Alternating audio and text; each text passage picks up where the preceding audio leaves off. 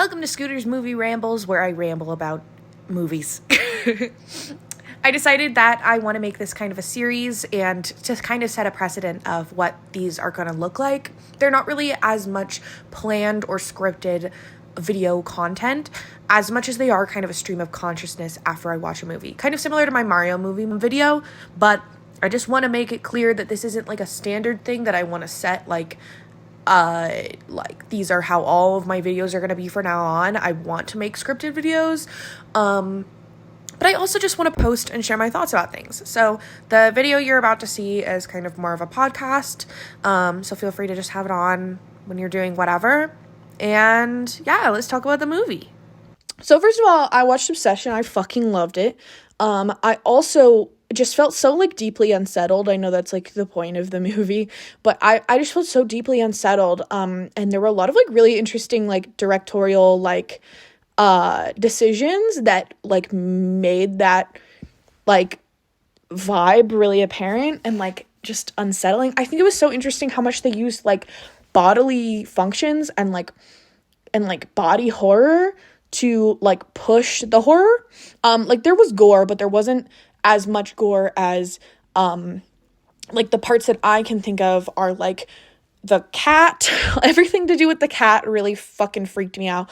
The part where she is like peeing and pooping and throwing up onto herself while he's off at work.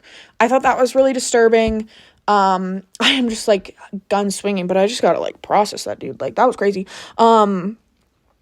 Just a lot of like interesting things. I really loved the score. The score was like really ominous and like really worked in a lot of ways. I really enjoyed, my head is everywhere right now. I really enjoyed the character study of Bear and like how fucking like freaky and awkward and scary he is as a character and how selfish he is as a character. He's kind of this like awkward, shy person, but it's so interesting how apparent it is that he's so incredibly self-centered and has a very like shallow view of the people around him. I think the beginning of the movie is like incredibly smart in this because it starts with this like confession and it's like this really like romanticized, like beautiful, seemingly beautiful, like out of a movie confession. And then they reveal that he's talking to a waitress. Like I thought it was his friend at first. I think it's what you're supposed to think, but he just like borrowed this waitress to practice his like creepy speech on. His friend is like obviously grilling him, being like, dude, that's so creepy. But I mean, he also doesn't really do he doesn't like say no to like, hey dude, like we shouldn't have this like fucking waitress be here. But anyway, I think it's really interesting. It shows Bear's very warped view of romance.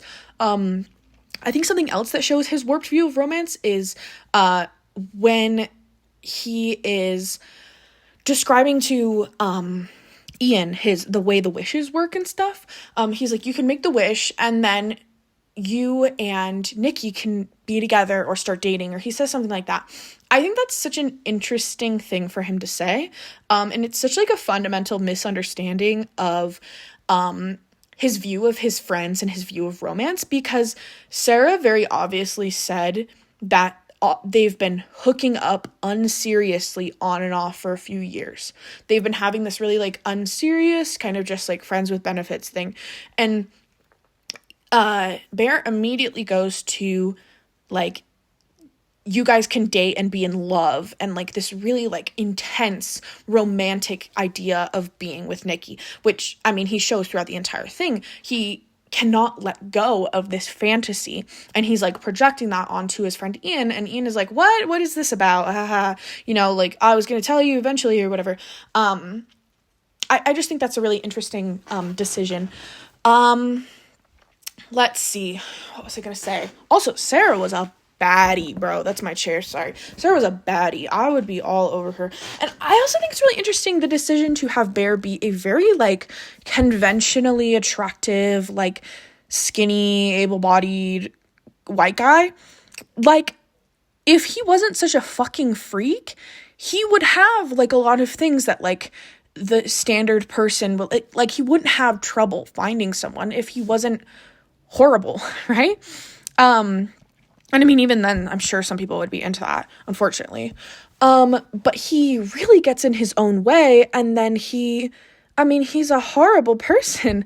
One of the most disturbing parts of the movie where I was like, oh, that's very sad, is the part where they fight at the restaurant, where he confronts her about her lying. Then she says, like, oh, it wouldn't really matter, would it? And then it immediately cuts to, like, a really almost violent sex scene, where he is, we don't see his face or anything. He's just, like, completely naked and just, like, going ham. And she's just staring off into space and, like, kind of muttering these, like, moans that are so obviously, they almost feel like it's, like, a porn movie or something, right? Like, it's, like, very abstract, like, things that she probably thinks that he'll like, without actually, like, obviously not, like, actually being interested at all in what's going on. And that was just so sad to me, especially because we've seen her, like, snap out of the wish trance spell demon, whatever that is, right? And I love how ambiguous it is too. We've seen, so, like, we can kind of maybe think, like, I don't know, just zooming into her face in that moment, it's so obvious that she is trapped. She doesn't want this, and that he is taking advantage of her. And it's so interesting how much, like, cognitive dissonance Bear has to do in order to convince himself that this is okay. Because it's so clearly him taking advantage of her and him, like, assaulting her basically in the entire way, right? I think it's so obvious how bad of a person he is when he calls the Wish hotline, which I also think is really funny. This whole movie has, like, a very, like, macabre, like, dark comedy to it as well, which I think, like, works really well to, like, set this really freaky tone where it kind of just feels like a weird fantasy world almost. I like that he calls the wish thing, and they're saying, do you want to cancel your wish? And he goes, no, maybe just, like, alter it. Like, he's so obviously, even though a bunch of awful things have happened at this point in the movie, he still doesn't want to let go of this, like, insane fantasy of being with this girl that he doesn't really care about, honestly. Oh man, this movie was so creepy, dude. Obviously I feel really bad for Sarah. Them about to open the note, and then Nikki comes over and like smashes her head against a concrete block or whatever. Like, that was insane. First of all, just in general. I love the fact that we're so far in the movie that the fact that she straight up just says, like, this is all your fault. Yeah, this is all your fault. Like, in such a sweet, like, loving way is so impactful, because, like, it's kind of this climax of, like, yeah, it is all your fault. In case that wasn't clear, like, this is your fault.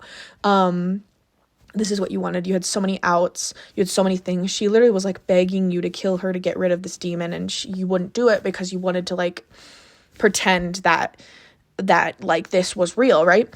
And then he drives out and opens the blood-stained note, and it was her getting into her dream school, but she can't anymore because she's dead because Nikki killed her because she was obsessed, right?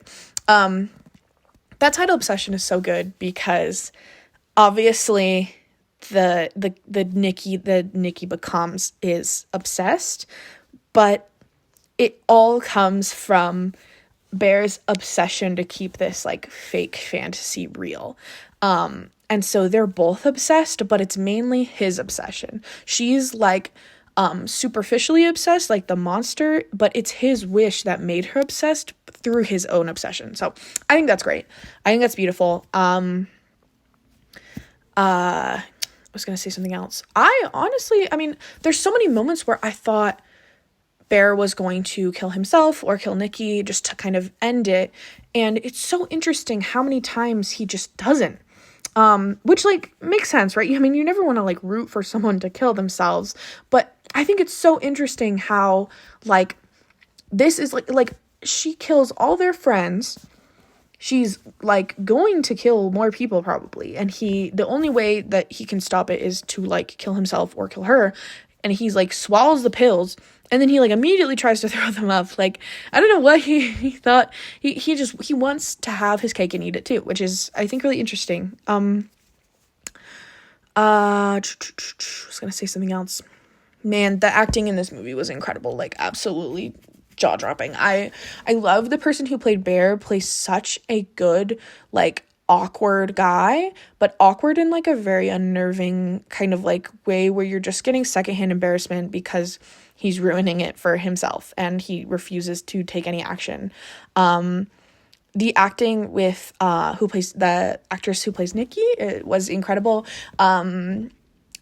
I distinctly remember the part where she makes that huge frown, got like a few laughs in the audience, and it was just like so good, like just incredible acting.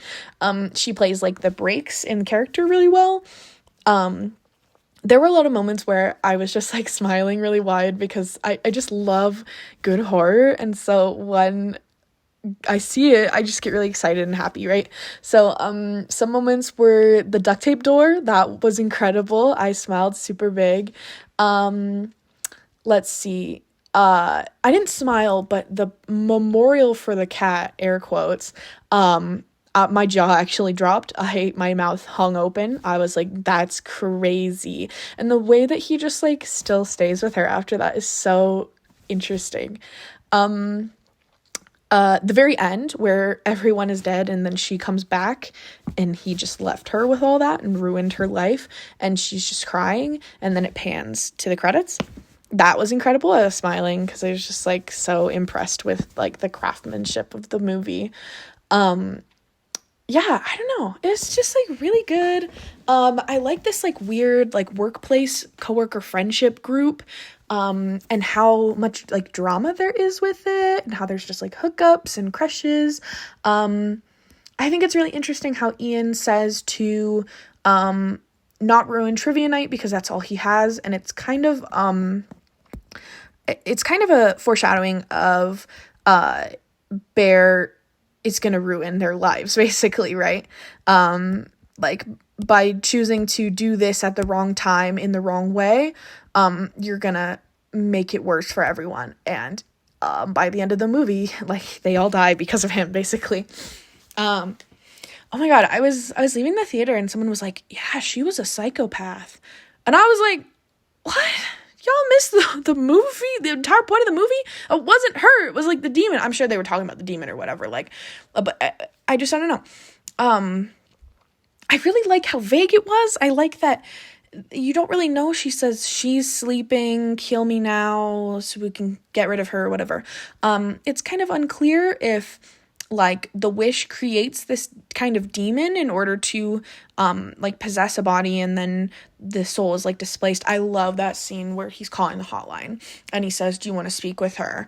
And it's just Nikki screaming, like her soul is like trapped somewhere and she's just screaming. I love that. I thought that was really incredible.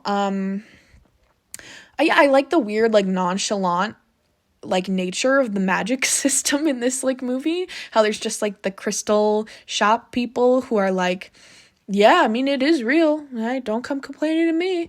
Another part that people were laughing in the theater, he's like, or you could kill yourself, you could die. Yeah. It's just like so nonchalant and like it's that same like kind of dark comedy, like macabre nature of the film that I just thought was like just really fun, really weird, really unique, like very iconic in its own way. Man, I really felt bad for Sarah. And there were just so many parts of the movie that were very gross. I was kind of, I don't know if I already said this, but a lot of the parts that really stuck with me were not gore necessarily, but just kind of gross. The part where she like excretes all over herself. There's all the stuff with the cat. I hated that. I will be honest, it's a personal thing. I think it was great for the story, but I just don't like animal cruelty and animal death in horror. I think it's kind of cheap, if I'm being honest, but it didn't feel cheap in the story. Like, I may personally not enjoy that at all in horror, but I do think it works for the story at hand because it's kind of like, his negligence of the pills, the cat dies. Then the cat's death is kind of rubbed in his face for the entire movie, to the point where she like feeds him the cat, which is crazy. And then the pills eventually kill him too. And I think that's really like thematically good and thorough and powerful. But me personally, I just don't like thinking about animal death, even in horror, right? It really turns me off to some stories, and I don't really enjoy it. So it's just a personal thing, though. I don't think the movie like suffers for it at all. I think it's just, for me, it just made it like even more gross and even more sad, which is the point, right? But yeah, there's a lot of parts that are just like gross. I think the fact that the possessed Nikki, like unclothes Sarah after she's dead, it was very gross, and very impactful to me. It wasn't the gore of the face being like torn off. It was like the embarrassment of mutilating, a corpse kind of in that way, or just like provocatively posing a corpse in that way to kind of shame her for having interest in Bear. I thought that was very iconic in a way, like very disturbing imagery, but it was also very gross to me. So not in like a bad way at all. I'm not saying it's gross in a negative way. I'm saying a lot of the parts of the movie that I felt were very stuck in my mind were also very disturbing in kind of a gross way, right? So yeah, I don't know. I really enjoyed it though, but it's gonna stay in my mind for a while, and I'm gonna be staring at the wall maybe for a bit. I don't know. I think it was really well done though, but very creepy, and I think the acting was incredible. I like that they work at a music shop. That's so strange. I don't know. It's very sad though. I think a lot of good horror stems from a sad message. The horror of being obsessed with someone, the horror of someone being obsessed with you. I think that latter part is actually the main focus of the film. The horror of someone being obsessed with you, basically his own obsession coming to bite him in the ass, basically. And the ending is very sad. I mean, it's his fault, basically, you know? Like, he wished for all that, and every out he got, he didn't take. And he dies, and she has to live with what he wished for, basically. So, yeah, it's a very disturbing ending, but it's very effective in that way. So I just think it was a great movie. The only thing I can think of that would make it an even better movie, and this might be kind of cheap coming from me, this might be kind of embarrassing to say, I think it would have been better if it was, like, written and directed by a woman. I know that's like very, I don't know. I don't want to be like gender matters, but the horrors of being objectified as a woman is such an interesting topic. And I feel like so many movies cover it. And yet a lot of those movies are directed or written by men. And I feel like it would be more interesting from a woman's, perspective in that way. Right. And maybe that's, like, cheap of me to say because I don't want to diminish someone's talent, but also objectification and sexualization are very important topics, and I feel like they can really be done well if the person directing and writing has actually been through that, you know? It's kind of, I don't know. But, who am I to say what someone's experience was? I guess what I can say is I would love to see a movie like this, but directed or written by someone who has actually experienced being objectified, like, as a woman. You know what I mean? That's kind of how I feel about Companion too. It was good, but the more I thought about it, I was like, imagine how much more impactful this message would be if it was written by a woman who has actually lived through that feeling of pressure of being just, like, expected to be this, like, sex doll in a way by society, right? I think that'd be more interesting, more effective and impactful, and maybe bring a sort of perspective that maybe these movies are lacking that we don't even recognize, right? Anyway, though, that's my opinion on that. So I liked it. I want to watch some analysis videos and stuff on it, but I also like never want to watch this movie again at the same time, which I never really understood when people say that. They're like, that was the best movie, then I'll never watch again. But I kind of do feel like that with that movie, especially with the cat stuff. That was hard to stomach. Anyway, yeah, that's my thoughts.